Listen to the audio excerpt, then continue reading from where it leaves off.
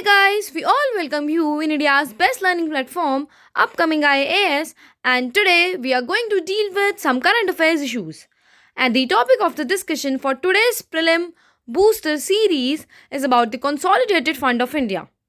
I hope you all are doing well, so without doing any further delay, let's start the video. And first of all, we will discuss why this is in news. So recently जो हमारी finance minister है उन्होंने राज्यसभा के अंदर appropriation bill को move करा है जिससे कि वो कंसोलिडेटेड फंड ऑफ इंडिया में से पैसे निकाल पाए अपने फाइनेंशियल ईयर 2022-2023 के लिए। तो स्टूडेंट्स एक्चुअली में होता क्या है, जो कंसोलिडेटेड फंड ऑफ इंडिया में से अगर आपको अपने पूरे फाइनेंशियल ईयर में जो भी खर्चे हुए हैं उसके लिए पैसे निकालने हैं तो आप डायरेक्टली नहीं निकाल सकते, आपको पार्लियामेंट के अप्रूवल की ज़रूरत पड़ती है और जब तक पार्लियामेंट अप्रूव नहीं करेगी तब तक आप उसमें से पैसे नहीं निकाल सकते। Okay, now let's talk it about further what is consolidated fund of India. So ये कॉन्स्टिट्यूशन के अंदर आर्टिकल 266 क्लॉज 1 में मेंशन है और अभी हमने पढ़ा कि इसके अंदर से जो एक साल के फाइनेंशियल ईयर के जो भी एक्सपेंडिचर होते हैं उनके लिए पैसे निकाले जाते हैं।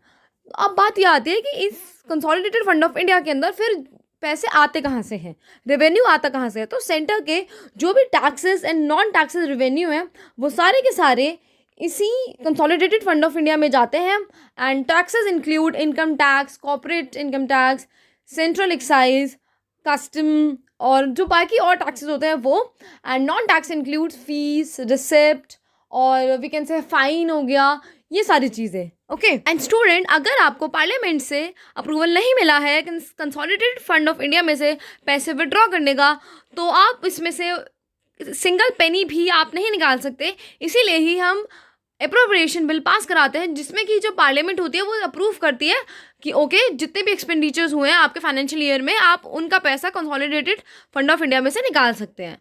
और क्या बात ये आती है कि जितने भी गवर्नमेंट के एक्सपेंडिचर्स होते हैं एक फाइनेंशियल ईयर में, क्या सारे का सारा पैसा कंसोलिडेटेड फंड ऑफ इंडिया में से ही निकाला जाता है या कोई और अकाउंट भी है? वैसे तो सारा पैसा कंसोलिडेटेड फंड ऑफ इंडिया में से ही निकाला जाता है, बट कुछ एक्सेप्शनल आइटम्स हैं उनका पैसा कंटेंजेंसी फंड या फिर पब्लिक अकाउंट में से निकाला जाता है, जैसे लाइक अगर डिजास्टर आ गया एंड सो ऑन। क्योंकि ये 3 अकाउंट्स हैं गवर्नमेंट के, consolidated fund of India, contingency fund of India and public account. तो इसीलिए एक्सेप्शनल चीज़ों में से ही इनमें से निकाला जाता है, otherwise rest amount consolidated fund में से ही निकाला जाता है। एंड जो हमारे CAG इंडिया के controller and auditor general of India वो इस फंड पे, इस कंसोलिडेटेड फंड पे ऑडिट करते हैं। वो ये देखते हैं कि जितना भी सारा पैसा आ रहा है क्या वो लाइक सही वे में आ रहा है, कहीं ऐसा तो नहीं हो रहा कि किसी और रॉन्ग वे से वो पैसे को लेकर आए जा रहे हैं, टैक्स और नॉन टैक्स के अलावा भी कोई ऐसा वे हो, या फिर जहाँ जहाँ पे पैसे को खर्च किया गया है, जहाँ जहाँ पे बताया गया है कि पैसा यहाँ एक्सपेंडिचर में लग गया, इन एक्सपेंसेस में यूज़ हो गया, क्या जो अमाउंट है वो उन्हीं एक्सपेंसेस में यूज़ हुआ है या नहीं, ये काम होता है हमारे CAG का। तो वो इसके ऊपर ऑडिट करते हैं और अपनी रिपोर्ट रेलेवेंट लेजिस्लेचर्स में डिपॉजिट कराते हैं। Moving further to our slides, let's talk about the appropriation bill. तो स्टूडेंट्स, अप्रोप्रिएशन बिल गवर्नमेंट को ये एम्पावर करता है कि वो कंसोलिडेटेड फंड ऑफ इंडिया में से अपने जो भी फाइनेंशियल ईयर के एक्सपेंसेस हुए हैं उसके लिए अमाउंट को विड्रॉ कर सके।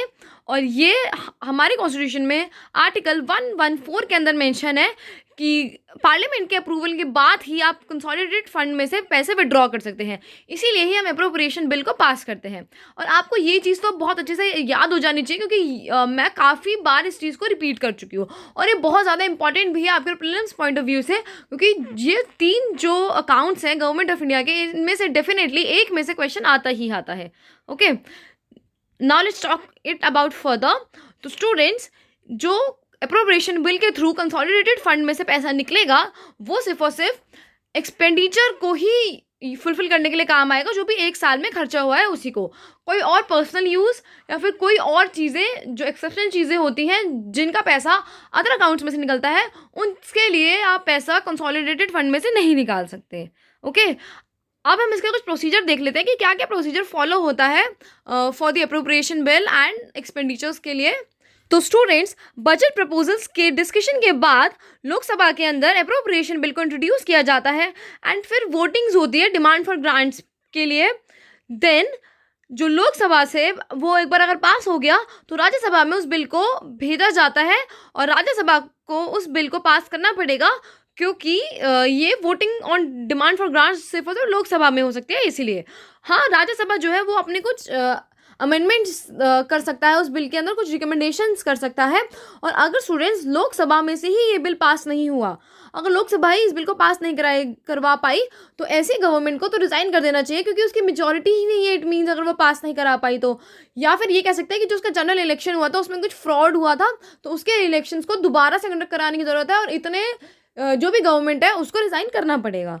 Okay, but once the Lok Sabha से वो पास हो जाता है तो राज्यसभा में भेजा जाता है, फिर राज्यसभा कुछ रिकमेंडेशन के साथ उसे भेजेगा और लोकसभा की मर्जी है कि उन्हें उन रिकमेंडेशंस को एक्सेप्ट करना है या रिजेक्ट करना है। एंड आफ्टर दैट वो प्रेसिडेंट के एक एसेंट के लिए जाएगा और जैसे ही प्रेसिडेंट उसे अपना एसेंट दे देंगे तो वो जो बिल है वो अब अप्रोप्रिएशन एक्ट बन जाएगा। एंड अप्रोप्रिएशन बिल की यूनिक फीचर ये है कि जब अप्रोप्रिएशन बिल में से को पास करवा के कंसोलिडेटेड फंड में से पैसे को विड्रॉ करा लिया गया और उसका जो स्टैट्यूटरी पर्पस था वो कंप्लीट हो गया, मींस जो आपके फाइनेंशियल ईयर के एक्सपेंडिचर्स थे वो कंप्लीट हो गए, तो अप्रोप्रिएशन बिल खुद ही रिपील हो जाएगा, जिससे कि एक्स्ट्रा अमाउंट हम कंसोलिडेटेड फंड में से ना निकाल पाए। तो ये इसका यूनिक फीचर है और ये पॉइंट भी आपको याद रखने का है, मे बी एग्जाम में आ जाए। तो before ending our session we have a question for all of you. The question is, consider the following statements regarding the Consolidated Fund of India. First, it was constituted under Article 266, Clause 1 of the Constitution. And second, the CAG of India audits the fund. Tell the answer of the question in the comment section below, and we will meet in the next session. Thank you so much and have a nice day ahead. Do share it with your friends so that they can also get the benefit of Prelims Booster series, and stay tuned for the next update.